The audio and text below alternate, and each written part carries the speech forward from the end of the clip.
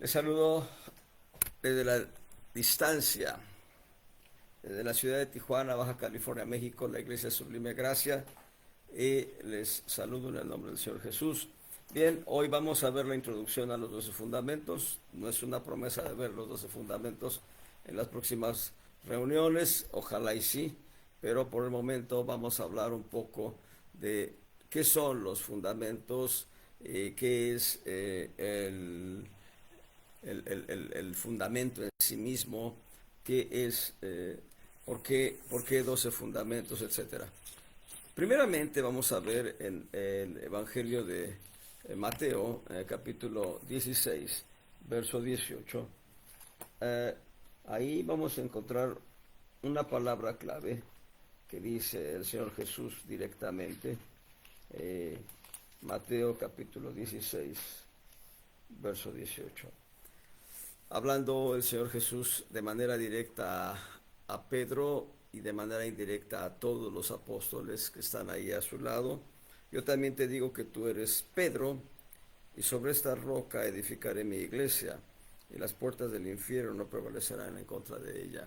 Cuando dice el Señor esta roca, se está refiriendo a la verdad espiritual que ha declarado Pedro apenas unas palabras antes, cuando dice, tú eres el Cristo, el Hijo del Dios viviente. Sobre esa gran roca de saber que Cristo es el Hijo del Dios viviente, el Señor Jesús va a levantar su iglesia. Su iglesia entonces es un edificio. De hecho, hay diferentes figuras respecto de la iglesia. Una de ellas es un edificio espiritual para morada de Dios en espíritu. Ahí en Primera de Corintios capítulo 3, Primera de Corintios capítulo 3, verso 9, dice, porque nosotros coadjutores somos de Dios y vosotros labranza de Dios, sois edificio de Dios sois. Ahí está diciendo el apóstol Pablo, escribiendo a los Corintios, que la iglesia es un edificio. Ya lo dijo el Señor en Mateo, lo dice ahora el apóstol Pablo en la epístola a los Corintios. Somos un edificio. Y el apóstol Pedro va a reiterar esto ahí en Primera de Pedro, capítulo 2. Dice en el verso 5, vosotros también como piedras vivas, sed edificados una casa espiritual y un sacerdocio santo para ofrecer sacrificios espirituales agradables a Dios por Jesucristo. Sed edificados como piedras vivas, sed edificados una casa espiritual. Hay algo interesante que nos da los salmos. El Salmo 87, verso 1. Salmo 87, verso 1 dice, a los hijos de Coré, salmo, canción. Su cimiento es en montes de santidad. Su cimiento, su fundamento, en otra revisión va a leerse fundamento. Aquí es cimiento, fundamento, son sinónimos. Hay una palabra interesante, regresando con el apóstol Pedro, en su epístola, en el capítulo 5, verso 10. Primera de Pedro, capítulo 5, verso 10. Mas el Dios de toda gracia, que nos ha llamado a su gloria eterna por Jesucristo, después que hubierais un poco de tiempo padecido, Él mismo os perfeccione, confirme, corrobore y establezca. Y la palabra establezca, que está traducido así, Casiodoro de Reina, en el texto original griego es temelios. Y temelios, significa erigir, fundar, fundamentar, cimentar, poner cimiento firme, poner cimiento con solidez. Y bueno, el salmista habla de los fundamentos de Dios en los montes. Alguien agregó en los montes santos. Y muchas veces o algunas ocasiones Dios tiene diferentes verdades que nos dirigen hacia dentro del contexto de la escritura del Señor, de la Santa Biblia, de la palabra de Dios, que nos dirigen hacia una revelación, tal vez no de manera directa, sino por la expectativa de lo que el Espíritu Santo hace en nuestros corazones. El Espíritu Santo nos revela la palabra de Dios, nos revela su enseñanza, y lo mismo sucede cuando nosotros vemos las palabras proféticas dadas en el Antiguo Testamento a través de los dones de profecía o las palabras proféticas que nosotros recibimos también a través de los diferentes niveles de profecía en la vida real de la iglesia, en estos momentos específicos que vivimos nosotros. Desde que el Señor Jesús ascendió al cielo, Él nos dejó 7 diferentes niveles de profecía. No voy a hablar de ellos, pero les doy la semilla. El primer nivel de profecía nos da el apóstol Pedro cuando dice: tenemos la palabra profética más eficaz, a la cual hacemos bien en atender. Eso lo dice el apóstol Pedro, y está hablando de la palabra escrita. Cuando nosotros hablamos la palabra de Dios, hay momentos en que estamos usando palabras que contienen profecía, y no nos hace profetas a nosotros, pero sí nos hace hablar profecía. Hay un segundo nivel de profecía en 1 Corintios 14, por ahí del verso 30 y tantos, donde dice: todos pueden profetizar. Y eso es para que aprendan unos de otros que ya saben, que ya tienen la unción y que se mueven en la unción. Un tercer nivel de profecía, tercer y cuarto nivel, vamos a encontrarlos en 1 Corintios 12. El tercer nivel de profecía es todos pueden, el don de profecía, y el cuarto nivel de profecía es mensaje en lenguas e interpretación de lenguas. Lo di en desorden. Primero es mensaje en lenguas e interpretación en lenguas, es el tercer nivel de profecía. Cuando alguien da un mensaje en otras lenguas en la reunión de santos, como lo dice 1 Corintios 14, que hay pues, hermanos, cuando os reunís, alguno de vosotros tiene lengua, y bueno, si alguien tiene interpretación, lengua más interpretación, mensaje en lengua más interpretación de lengua nos da profecía, es tercer nivel. Hay un cuarto nivel que es el don de profecía. 1 Corintios también capítulo 12 habla de el don de profecía. Hay quienes reciben este don en la iglesia, y deben saber que toda profecía, absolutamente toda profecía, debe ser para edificación, consolación y exhortación. Edificación, consolación y exhortación. Cualquier palabra que quiera condenar no es de Dios. Cualquier palabra que quiera destruir no es de Dios. Cualquier palabra que en lugar de exhortar azota y da latigazos espirituales o verbales no es de Dios. Toda palabra profética debe ser para edificación, consolación y exhortación. Los di en desorden, pero exhortación, consolación, edificación, como lo quieras ver. Hay un quinto nivel de profecía, y ese está en Romanos 12, y habla del don vocacional, aquellos varones que son llamados al ministerio profético. Aquí debo decirles, no son llamadas las mujeres, porque quienes reciben el don vocacional de profecía van a desarrollar, y Dios va a, encauzarlos hacia una vida profética. Pero bueno, en el camino del entrenamiento algunos tal vez no sean confirmados, otros tal vez abandonen la vocación por diferentes decisiones que tienen que ver con su propia persona, pero otros van a ser confirmados en el ministerio profético. Pero antes está don vocacional de profeta. El número sexto lugar es don ministerial de profeta, aquel que ha sido llamado a ser profeta y es confirmado por el Señor para ser profeta. El don ministerial de profeta lo hemos listado ahí en Efesios 4:11. Don ministerial de profetas, ahí hay 6 niveles de profecía. El séptimo nivel de profecía es lo que podemos llamar el presbiterio profético, donde se reúnen los 5 ministerios en reuniones congregacionales, en reuniones convencionales, en reuniones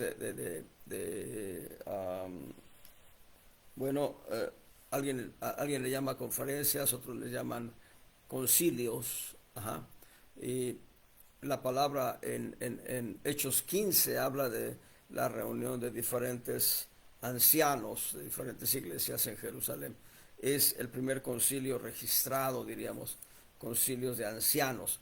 Bueno, ahí se da el presbiterio profético. Presbiterio es conjunto de ancianos, y profecía.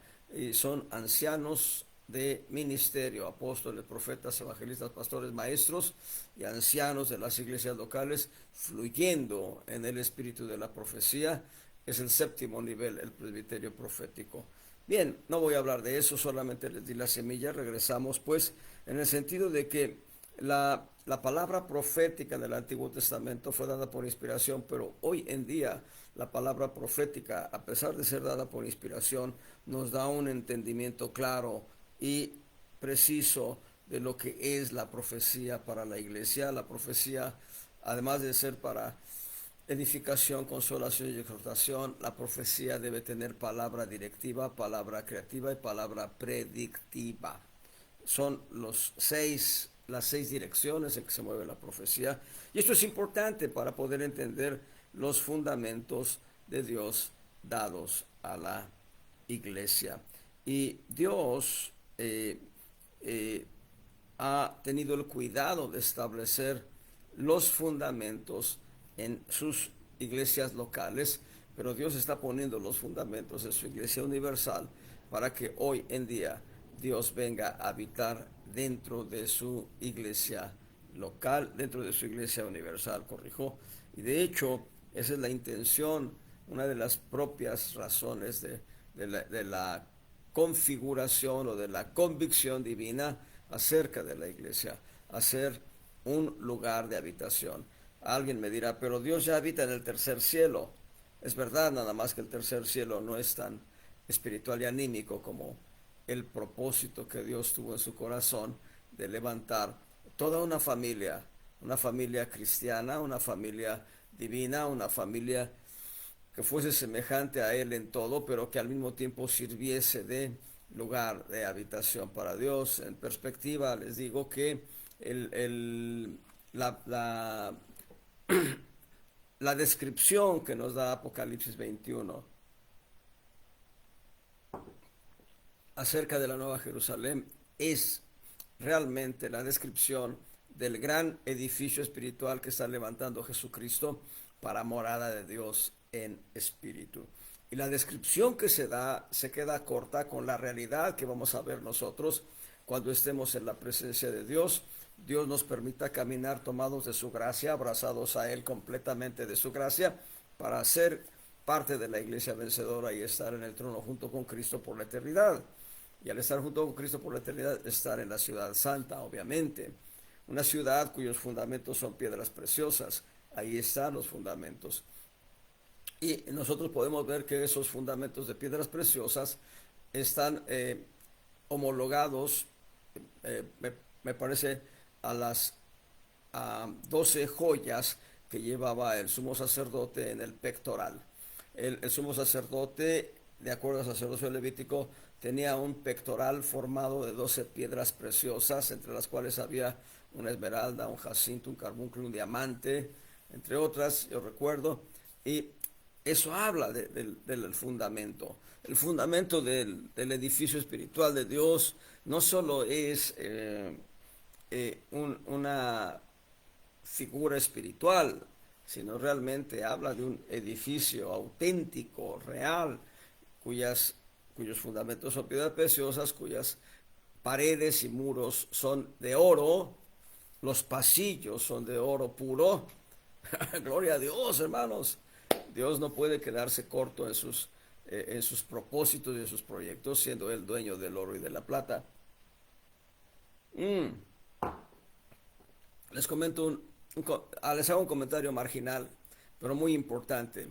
Dentro del gran extenso universo, donde hay millones de galaxias y billones de estrellas, deben saber que también hay planetas, y escúchenlo bien, que están compuestos solamente de oro, o planetas donde la lluvia es diamantes.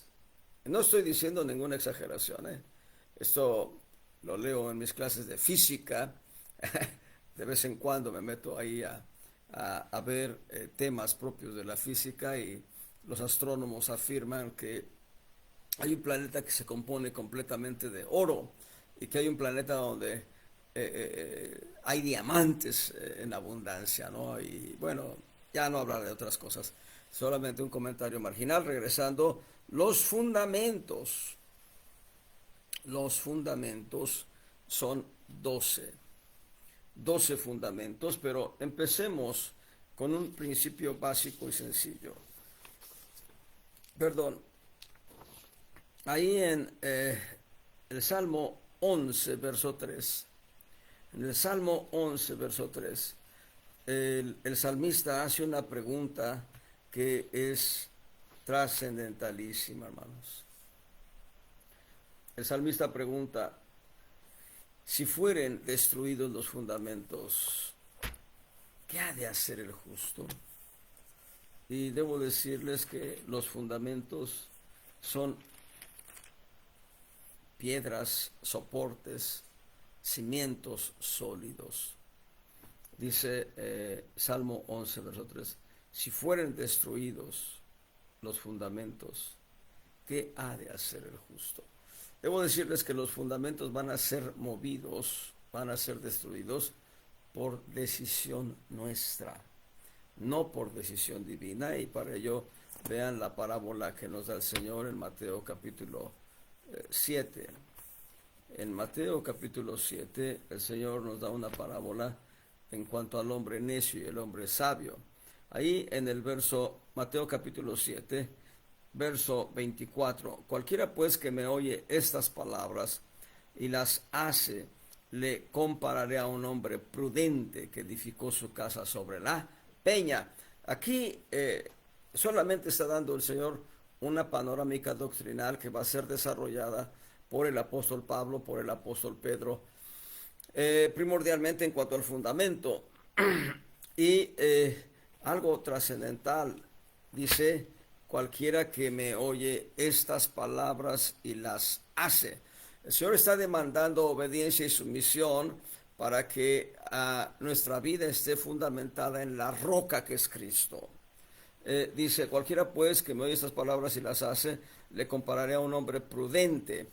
Obediencia y sumisión a las palabras del Señor, obediencia a las palabras de Dios, sometimiento al señorío de Cristo nos hace prudentes. Dice: les será comparar a un hombre prudente que edificó su casa sobre la peña es Cristo, y descendió lluvia. La lluvia nos habla de juicios de Dios que vienen.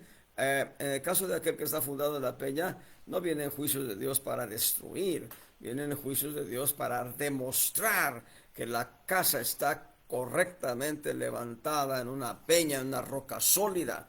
Dice: entonces vinieron la lluvia viene de arriba del cielo, y vinieron ríos, antes de ríos, dice, descendió lluvia, vinieron ríos, los ríos de las corrientes de este mundo, la concupiscencia de los ojos, la concupiscencia de la carne, la soberbia de la vida. Las tres grandes corrientes de este mundo vienen y golpean la casa y la sacuden. Y se vinieron vientos, y los vientos dieron con ímpetu en aquella casa.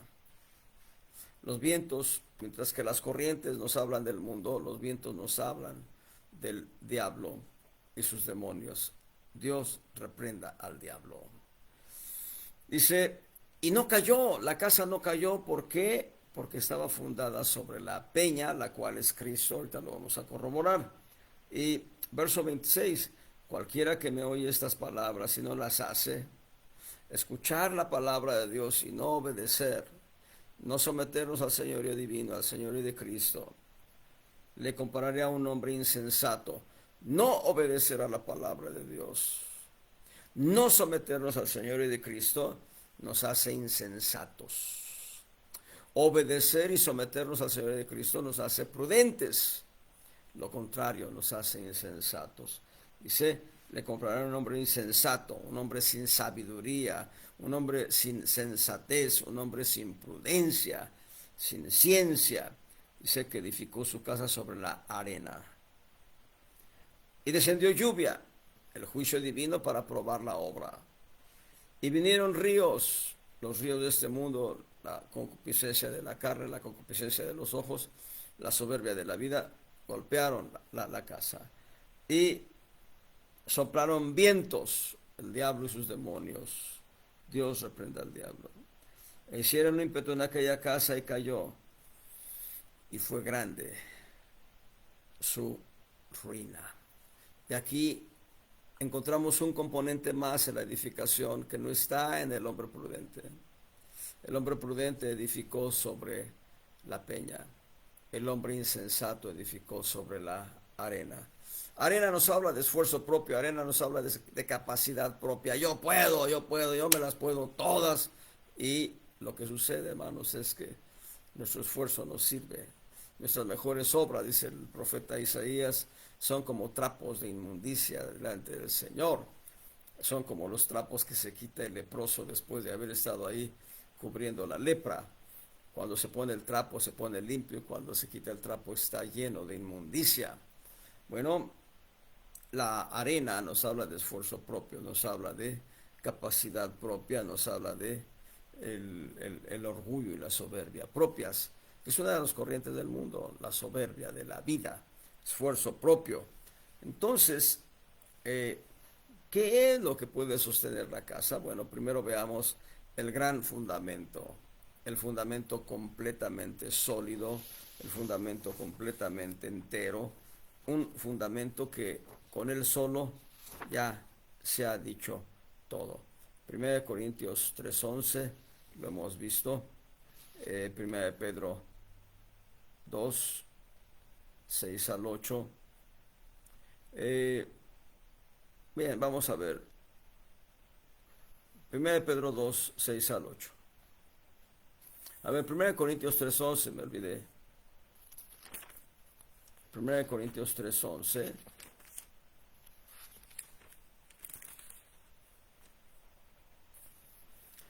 Porque nadie puede poner otro fundamento que el que está puesto, el cual es Jesucristo. Ahora, la parábola de Mateo 7 tiene una respuesta. El que edificó sobre la peña, edificó sobre Jesucristo. Jesucristo es la roca sólida, el fundamento sólido, el fundamento que nos permite levantar una casa espiritual para morada de Dios en espíritu, sólida, firme, que no se tumba, ni con lluvia, ni con viento, ni con ríos, ni las tres cosas juntas. Y dice, vamos a 1 de Pedro 2, del 6 al 8. Pues no, nadie puede poner otro fundamento, el cual es Jesucristo. Veamos 1 de Pedro 2, versos 6 al 8. Porque por esto, me equivoqué del capítulo, perdón. Capítulo 2, versos 6 al 8. Por lo cual también contiene la escritura, he aquí pongo en Sión la principal piedra del ángulo, escogida, preciosa. El que creyere en ella no será confundido. Ella es pues honor a vosotros que creéis, mas para los desobedientes la piedra que los edificadores reprobaron, esta fue hecha la cabeza del ángulo. Y piedra de tropiezo y roca de escándalo a aquellos que tropiezan en la palabra siendo desobedientes, para lo cual fueron también ordenados. Otra vez vuelvo a hablar de obediencia y desobediencia en contraposición. A ver, nadie puede poner otro fundamento, eso dice el apóstol Pablo escribiendo a los Corintios. Y el apóstol Pedro dice, pongo en Sión, citando al profeta Isaías, he aquí pongo en Sión la principal piedra del ángulo, escogida, preciosa. El que creyere en ella no será confundido. Otra versión va a decir, más bien un pasaje para lo va a decir, el que creyera en ella no se apresure. Dice, ella es pues la piedra, Cristo, la roca, es pues eh, a nosotros honor, dice, es a nosotros los que creemos. La fe es recompensada dándonos el honor que solamente es de Cristo. Él nos da honor a nosotros cuando creemos. Cuán importante es tomarnos del Señor y no soltarnos de Él. Como dijera Jacob al ángel, no te dejo hasta que me bendigas. Nosotros le podemos decir, no te dejo, aunque me bendigas, no te dejo. Hay que decirle al Señor, bendíceme, Señor, pero no te dejo. Porque solamente tomados de la mano del Señor podremos levantar el edificio espiritual para morada de Él en espíritu. La piedra que los edificadores reprobaron, los sacerdotes levitas en la época del Señor Jesús condenaron al Señor Jesús, no creyendo que Él era el Cristo. Y fueron Anás y Caifás, más los principales, los príncipes de Israel, más el Sanedrín, que era el conjunto de jueces, la corte suprema de Israel, el Sanedrín, pero también los principales del pueblo. Entonces eran los sacerdotes, los príncipes del pueblo, el Sanedrín, y junto con ellos la secta de los fariseos, de los saduceos y de los herodianos. Esta fue hecha la cabeza del ángulo. Cristo es la cabeza del ángulo. Es piedra de tropiezo y roca de escándalo a aquellos que tropiezan en la palabra porque son desobedientes. Dios nos guarde ya de tanto tiempo de andar coqueteando con el mundo, que Dios nos guarde para ser verdaderamente ese edificio, esas piedras vivas que son levantadas en conjunto para hacer un edificio espiritual para Dios. Aleluya. Y dice algo más, vamos a Isaías 28:16. Isaías 28:16 va a decirnos esta palabra que acaba de citar el apóstol Pedro. Más bien no la acaba de citar, la citó hace siglos, pero bueno, que cita más bien, que citó el apóstol Pedro. Isaías 28:16. Por tanto el Señor Jehová dice así: he aquí que yo fundo en Sión una piedra de fortaleza, de esquina, de precio, de cimiento establecido, de cimiento estable. El que creyere no se apresure, lo que dice el profeta Isaías. El apóstol Pedro dice: el que creyere no será confundido.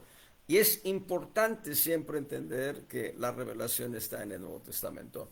Bien, y hay un salmo, el Salmo 118. El Salmo 118, ahí en el verso 22. Salmo 118, verso 22. La piedra que desecharon los edificadores ha venido a ser la cabeza del ángulo.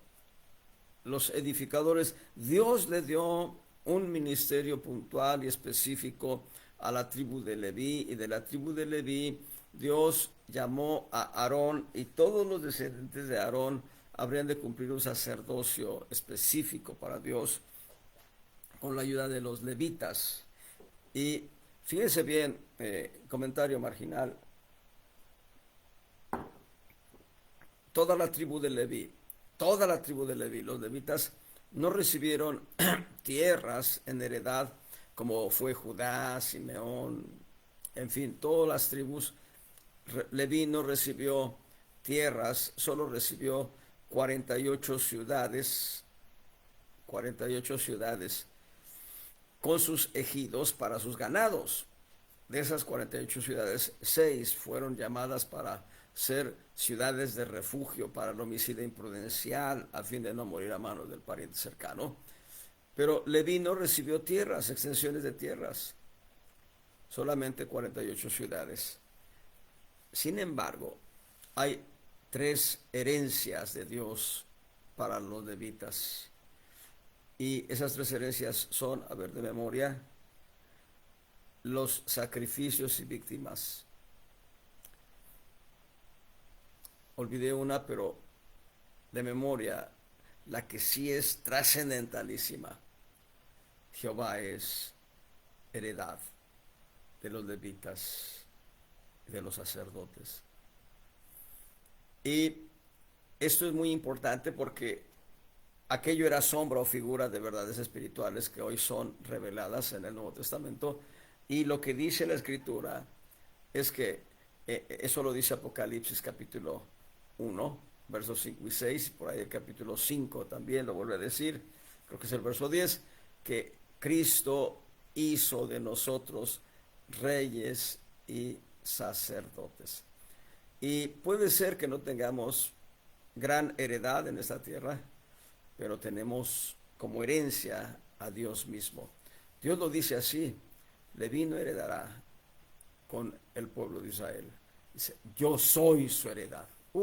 Qué hermoso, hermanos. Dios es hoy nuestra herencia también, que somos sacerdotes junto con Cristo, según el orden de Melquisedec.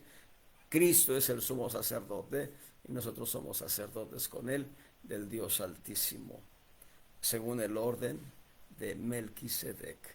Bueno, regreso. Entonces, la piedra que desecharon los edificadores, los sacerdotes, los levitas, los príncipes de Israel, el Sanedrín, los fariseos, los saduceos, los herodianos, despreciaron, menospreciaron la piedra angular del edificio espiritual. Y esta piedra angular es Jesucristo. Bendito sea el Señor. Y bien, Cristo pues es el gran fundamento de nuestras vidas en lo individual, el gran fundamento de nuestras familias cristianas. Cristo es el gran fundamento de nuestra iglesia local, de cada iglesia local que invoca el nombre del Señor Jesús. Él es el fundamento. Y Cristo es el gran fundamento de la iglesia universal, que se une, piedras vivas siendo edificados para habitación de Dios en espíritu. Efesios capítulo 2, verso 20. Efesios 2:20. Edificados sobre el fundamento de los apóstoles y profetas, siendo la principal piedra del ángulo Jesucristo mismo. Nuevamente, edificados. Nosotros somos edificados sobre el fundamento de apóstoles y profetas, pero la principal piedra del ángulo, la principal piedra de soporte, la que carga todo el edificio, es Cristo mismo. He aprendido de algunos arquitectos, ingenieros, es una mentira un poco disfrazada. No, sí he platicado con algunos ingenieros de la construcción y algunos arquitectos, pero he aprendido que para que un edificio sea muy alto, debe tener un fundamento muy profundo. Para que el edificio sea muy alto, debe tener un fundamento muy profundo. Y el edificio que Dios está levantando, de acuerdo a la descripción que nos da Apocalipsis 21, es un edificio de 144,000 estadios cuadrados. 144,000 estadios a lo largo, a lo ancho y a lo alto. Es un edificio que un ingeniero o arquitecto australiano describió como un cubo más grande que la isla de Inglaterra. Pero deben saber que a pesar de que es un edificio pequeño, desde mi perspectiva, vamos a ver, dos perspectivas. La perspectiva humana nos habla de un edificio gigante, verdaderamente gigante. Un gran cubo gigante. El cubo es la estructura eh, geométrica perfecta, de acuerdo a los arquitectos, y del tamaño de la isla de Gran Bretaña, de la isla de Inglaterra. Es un edificio grande, gigante. Yo digo que es un edificio pequeño comparado con el número de creyentes de toda la historia de la humanidad. Es evidente que no todos los creyentes van a estar dentro de ese edificio. Vean algo trascendente, Apocalipsis capítulo 3, verso 12. Apocalipsis 3:12, al que venciere yo lo haré columna en el templo de mi Dios. Aquí es el templo, aquí se habla templo, pero en realidad es todo el edificio, la Nueva Jerusalén. Y haré columna en el templo de mi Dios y nunca más saldrá fuera. Y escribiré sobre él el nombre de mi Dios y el nombre de la ciudad de mi Dios. Bien, aquí está de los que son vencedores, el que hubiere vencido. Pero ahora vean qué dice Apocalipsis 22. Es una sentencia que me da miedo a mí. Miedo porque no quiero caer en esa hipótesis. No, no es 22, es capítulo 21, perdón, versos 7 y 8. Apocalipsis 21, versos 7 y 8. El que venciere poseerá todas las cosas, y yo seré su Dios y él será mi hijo. Ya está dicho en Apocalipsis 3:12, el que venciere estará dentro del templo y no saldrá del templo. Formará parte del edificio de la Nueva Jerusalén. Pero vean lo que dice Apocalipsis 21, verso 8. Pero los miedosos e incrédulos, a los abominables y homicidas, a los fornicarios y hechiceros y a los idólatras y a todos los mentirosos, su parte será en el agua ardiendo con fuego. Ay, no, eso es condenación. No estoy hablando de algunos creyentes. No, ningún creyente va a ir al infierno. Pero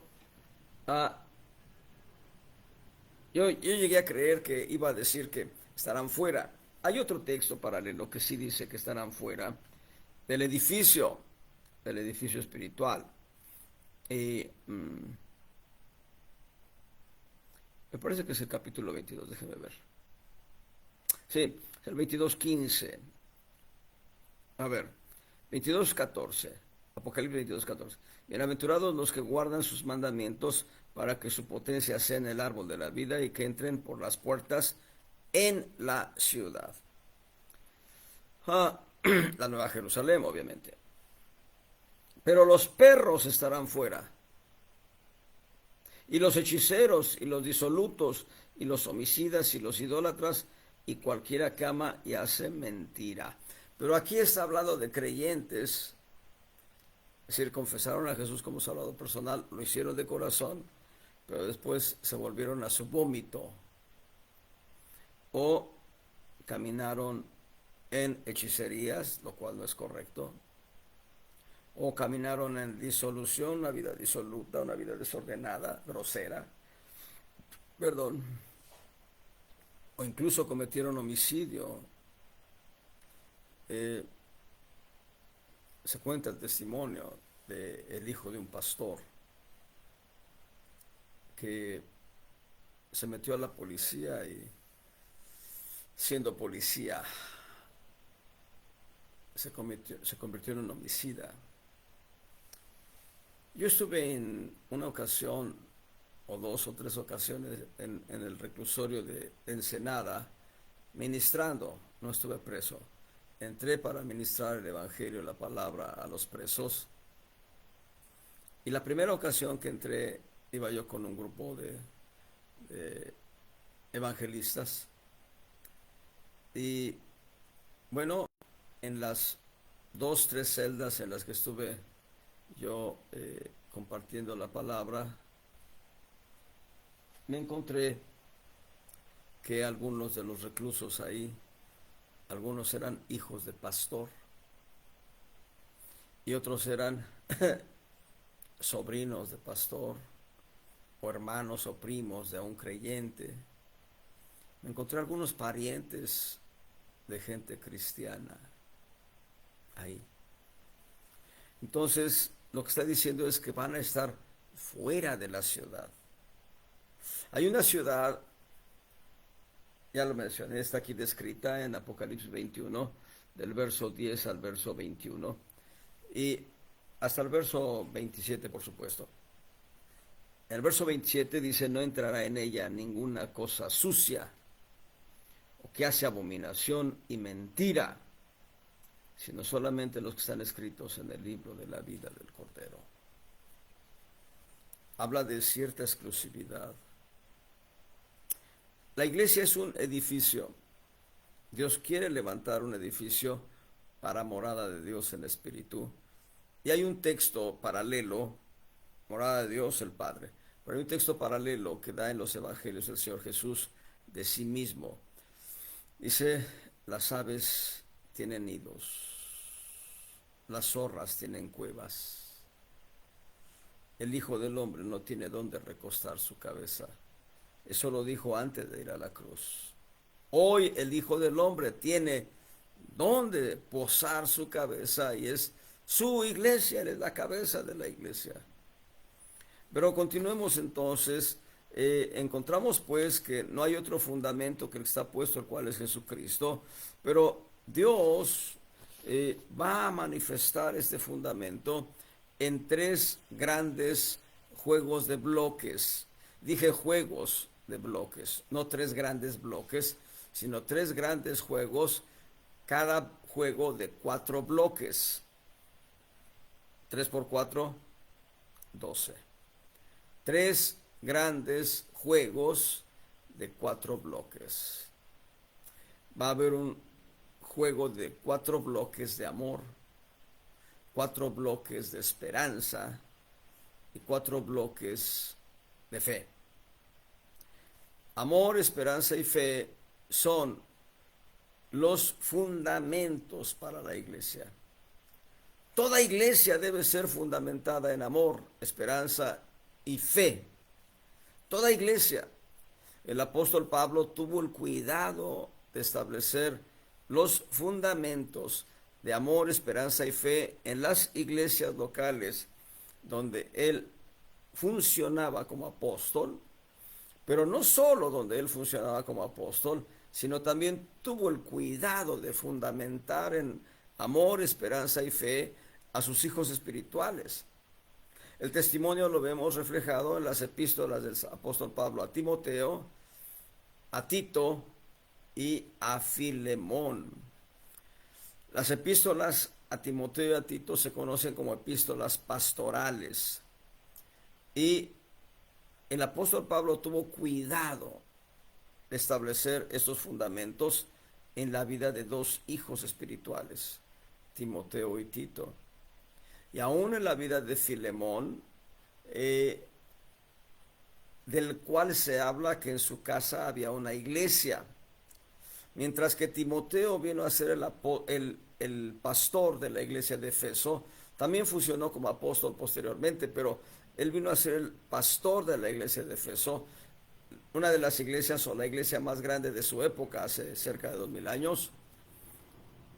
Dios tuvo el cuidado de fundamentar a Timoteo por conducto de Pablo en amor, esperanza y fe. Y Dios tuvo el cuidado de fundamentar a Tito, quien también fue un apóstol al lado del apóstol Pablo, pero vino a ser un hijo espiritual de Pablo. Hijo espiritual de Pablo, y en su ministerio desarrolló el apostolado Tito. Y Tito vino a ser apóstol por lo menos, a las iglesias de Creta, pero también Creta. Ahorita lo confirmamos de una vez, para no equivocarme. A veces doy datos como dogma y me equivoco. Dice Creta, sí, las iglesias de Creta. Tito vino a ser apóstol a las iglesias de Creta, pero Tito también funcionó como apóstol en Corinto, porque Dios envió a Tito por medio de Pablo. Pablo le instruía a Tito que vaya a Corinto a establecer ciertos principios doctrinales, obviamente en Creta. Tito fue enviado a Creta para funcionar como apóstol, para establecer ancianos en las iglesias locales y también para dar a conocer la sana doctrina y poner orden en los ancianos de Creta. Entonces, tengamos en mente esto: fe, amor, esperanza y fe. Amor, esperanza y fe son fundamentos sólidos para la iglesia local. La iglesia local que carece de estos fundamentos corre un gran riesgo de ser víctima de un movimiento que haga daño al edificio espiritual. Fíjense bien, los sismólogos, los que estudian el fenómeno de la sismología en la tierra en que vivimos, en el planeta en que vivimos, saben que en suelos arenosos no es conveniente levantar edificios altos. Aquí en Tijuana hay un río, el río Tijuana, cuyos afluentes son el río Quino, los arroyos Viejo y Arroyo Seco. Todos esos, en época de lluvias, bueno, la montaña permite que el agua caiga por gravedad y va alimentando el arroyo Seco, el arroyo Viejo, el río Quino. El río Quino viene de Tecate y se convierte a la entrada de Tijuana en el arroyo Alamar. El arroyo Alamar alimenta el río Tijuana. Bueno, hay una zona aquí en Tijuana que se conoce como la zona río. Y hablo de un desarrollo en 5 etapas. Ya la tercera etapa ya creo que ya está cumplida o está por cumplirse. Pero voy a lo siguiente. En los márgenes del río Tijuana se han levantado edificios muy altos. Protección Civil debiera impedir que se levanten edificios de esa magnitud en suelo arenoso, porque el suelo arenoso es de alto riesgo. Lo acabamos de leer en la parábola que nos da el Señor en Mateo 7. Es importante edificar sobre la roca. Hay un hermano allá en el Nido de las Águilas que no cavó mucho, solamente un poquito, y encontró un roconononón gigante, y sobre ese roconononón levantó una casa de 3 niveles. ¿Por qué? Porque esa roca es sólida. Las rocas no se mueven tan fácilmente como la arena. Entonces es importante entender esto. Vayamos pues. Hay 3 grandes fundamentos que son fe, amor, esperanza y fe.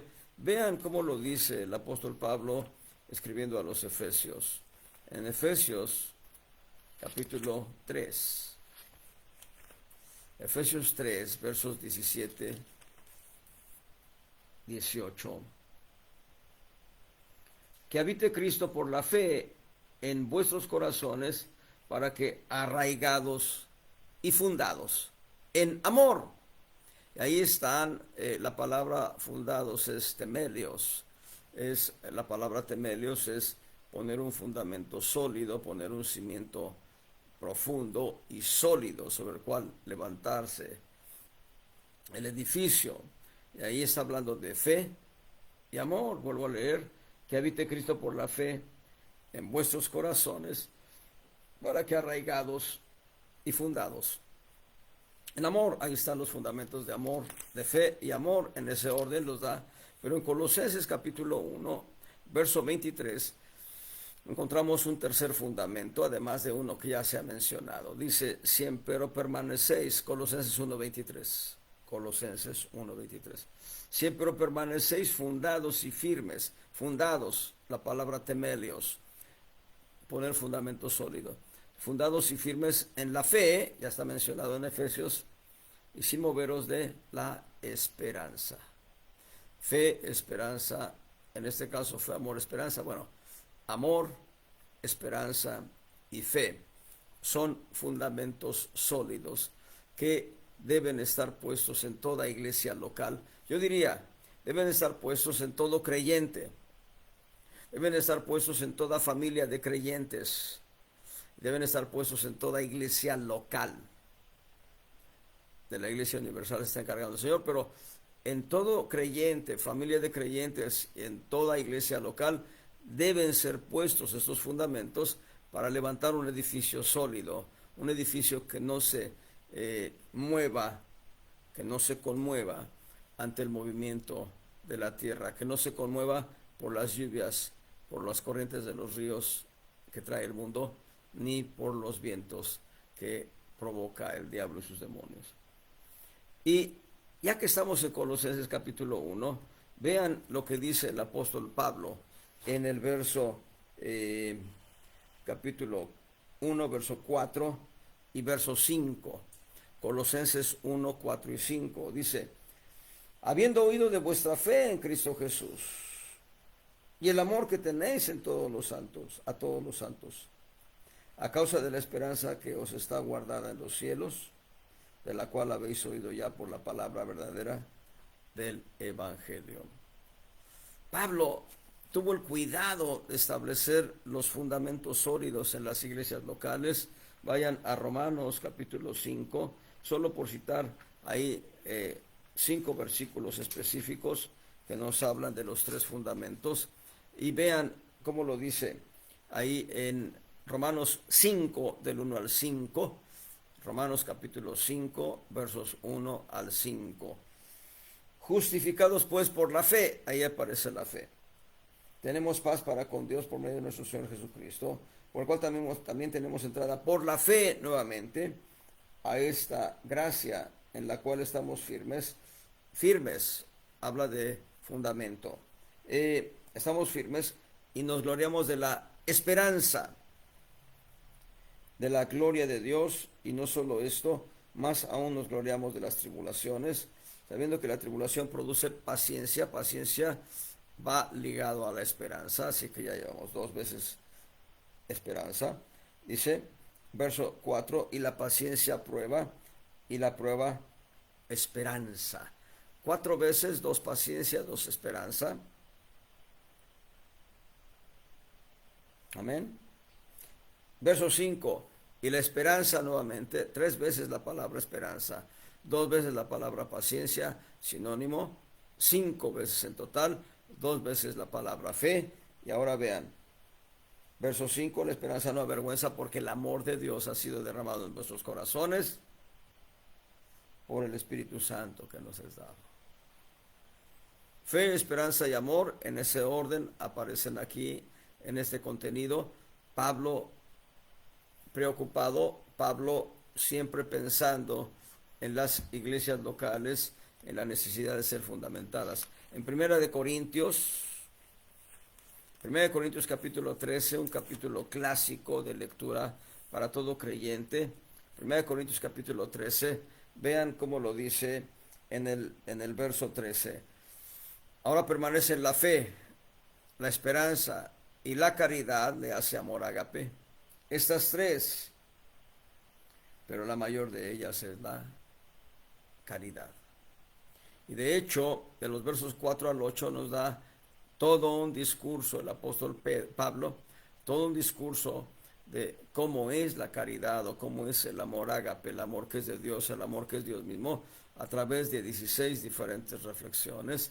El amor es sufrido, es benigno, el amor no es jactancioso, no tiene envidia, no se goza de la injusticia, más se goza de la verdad, todo lo sufre, todo lo cree, todo lo espera, todo lo soporta, el amor nunca deja de ser. Por ahí me faltaron 2 o 3 enunciados. Dice, la caridad es sufrida, es benigna, la caridad no tiene envidia, la caridad no hace sin razón, no se ensancha, no es injuriosa, no busca lo suyo, no se irrita, no piensa el mal, no se huelga de la injusticia, pero se huelga de la verdad. Todo lo sufre, todo lo cree, todo lo espera, todo lo soporta, hasta ahí 15 veces. Verso 8, primera línea, la caridad, el amor ágape, nunca deja de ser. Dios es amor, por tanto el amor nunca dejará de ser, porque Dios es amor. Primera de Juan 4, 7 y 8. Muy amados, sabémonos unos a otros porque el amor es de Dios.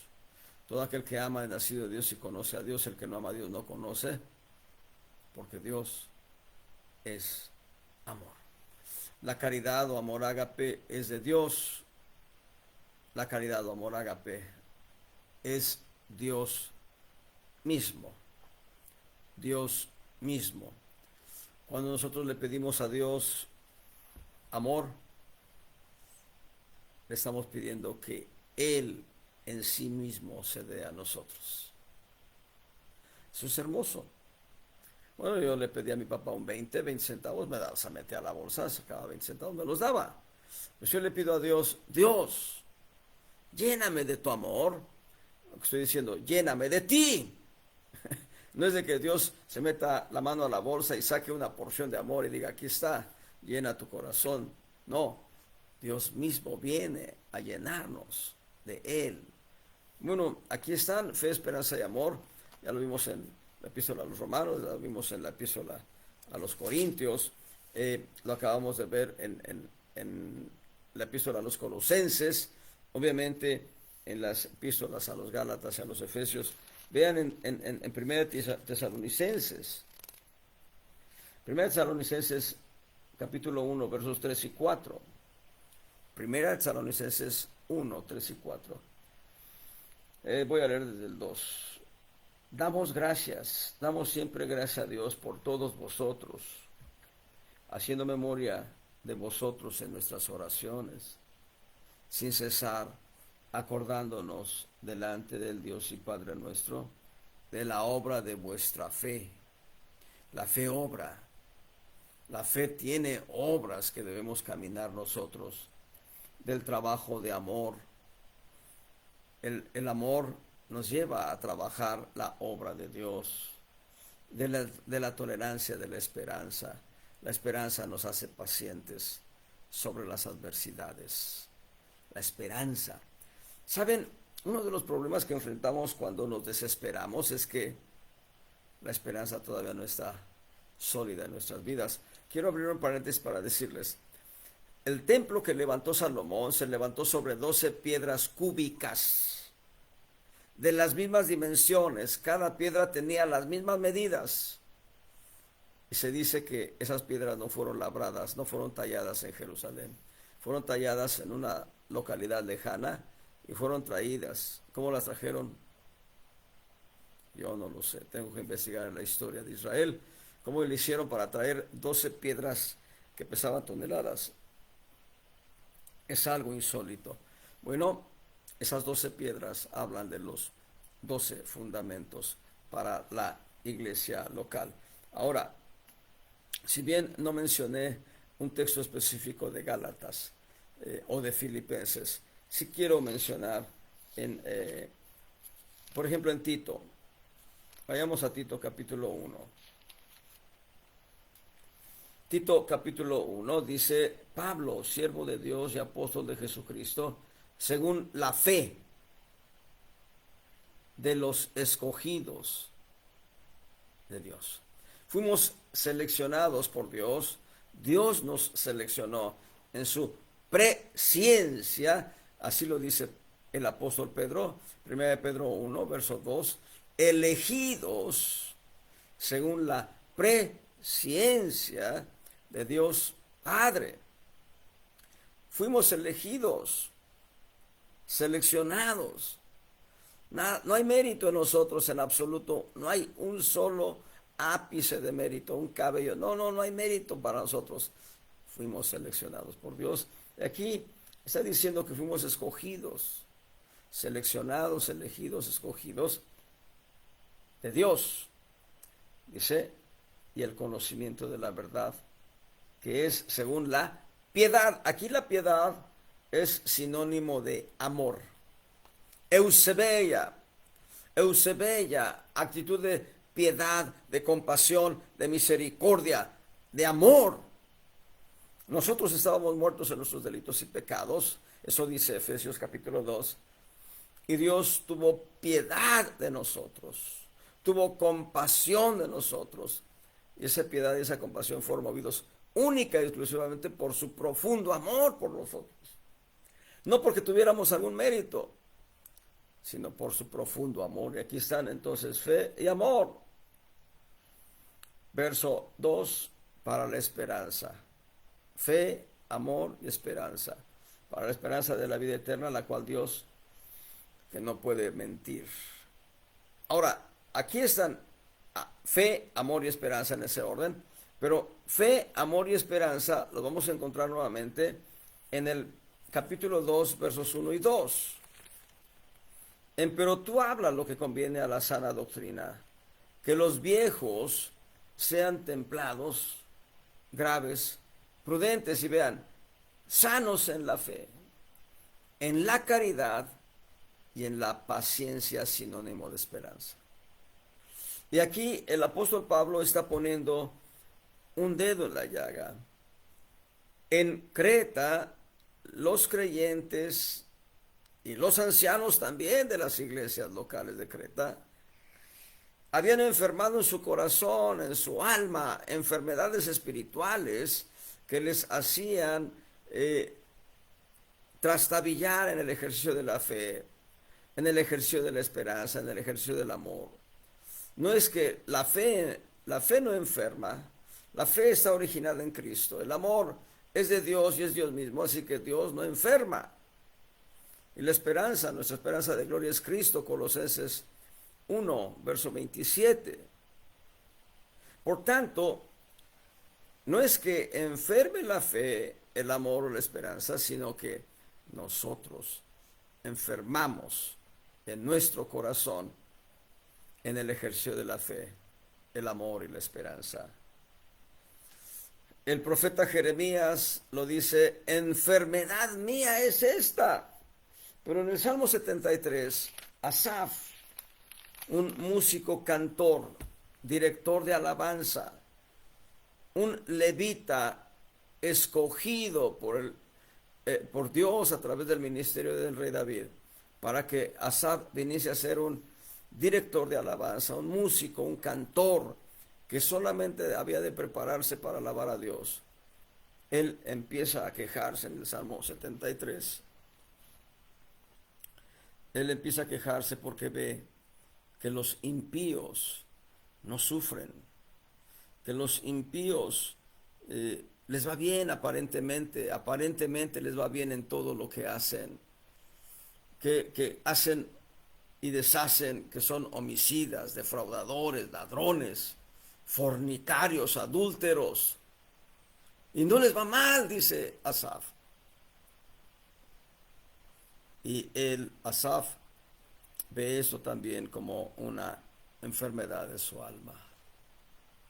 Asaf, en la declaración primaria del Salmo 73, en los versos 2 al 14, él se queja. Él se queja porque en su alma la fe, la esperanza y el amor están siendo minadas por el testimonio de los impíos. ¿Qué es lo que tú ves a tu alrededor? ¿Ves a los impíos? ¿Ves guerras provocadas por gente malvada y perversa? ¿Ves gente ambiciosa que no se contenta con los millones de dólares que tienen, sino que quieren más y más y más? ¿O ves a Cristo en cada momento de tu vida? Puedes voltear y ver a Cristo en tu esposa, en tus hijos, en tu esposo. Puedes voltear a ver a Cristo en tus hermanos en Cristo, en la iglesia local. Puedes ver las bondades de Dios a través de un sol que calienta, un aire fresco que te da una brisa agradable ahora que ha empezado la primavera, una frescura de noche, no frío, pero sí una frescura deliciosa. ¿Qué es lo que tú ves? Bueno, Asaf reacciona. En el verso 16, Salmo 73, verso 16. Pensaré pues para saber esto, Es a mis ojos duro trabajo, pero venido al santuario. Cuando él ha venido al santuario, una carpa de tela levantada por el rey David, donde estaba el arca del pacto, donde Asaf tenía que cantar y ministrar a Dios. Cuando Asaf viene a la carpa, ahí no está Dios, está el testimonio de Dios, que es el arca. Pero ahí Asaf tiene que vaciar su corazón en alabanza a Dios. Venido al santuario de Dios, entenderé la postrimería de los impíos. Y más adelante, en el verso 22, yo era ignorante y no entendía, era como una bestia acerca de ti. Pablo habla de los cretenses, vientres perezosos, malas bestias. Y dice aquí, era como una bestia acerca de ti. Asaf está hablando ahora hacia Dios. Asaf dice, yo era una bestia, o una como una bestia. Ahora, verso 23, con todo yo siempre estuve contigo. Trabaste de mi mano derecha. Así, trabémonos nosotros de la mano del Señor y no dejemos que Él nos suelte. Él nunca nos va a soltar. Nosotros somos los que a veces queremos caminar, como el niño que dice, ya déjame caminar solo. Hermanos, no dejemos que Dios nos suelte. Verso 25 dice, ¿a quién tengo yo en los cielos? Y aquí está una reflexión del corazón de Asaf que debiéramos hacer nosotros. ¿A quién tengo yo en los cielos y fuera de ti? Nada deseo en esta tierra. Cuando nuestro corazón solamente desea a Cristo, estamos correctamente enchufados a la voluntad divina, al propósito de Dios. Necesitamos nosotros caminar en fe, esperanza y amor. O en amor, esperanza y fe. Les doy una semilla antes de terminar por hoy, y es que estos fundamentos los vamos a ver en 12 montes santos que están nombrados en la Biblia. Los vamos a ver en los 12 desiertos que transitó el pueblo de Israel. Los vamos a ver en la vida del Señor Jesús. Ya me estoy comprometiendo. Dije que no era un compromiso, pues ahora ya dije los vamos a ver. No dije cuándo. Bueno, espero que sí, lo podamos ver la próxima semana. Ya empezaré el estudio en la vida del Señor Jesús, en 3 grandes aposentos que están descritos en el Nuevo Testamento. El aposento de la Pascua o de amor, donde encontramos 4 principios de amor. El aposento de Pentecostés, el aposento de la Pascua, Juan del capítulo 13 al 15. El aposento de Pentecostés, Hechos capítulo 2, donde encontramos 4 principios de esperanza. Y el aposento de Troas, Hechos 20, donde encontramos 4 principios de fe. 12 principios en total. Y se pueden ver en la iglesia de los Hechos, y se pueden ver en diferentes perspectivas. Nada más aquí yo tengo una semilla que nos dice que estos 12 principios los podemos ver. Ya mencioné los aposentos altos.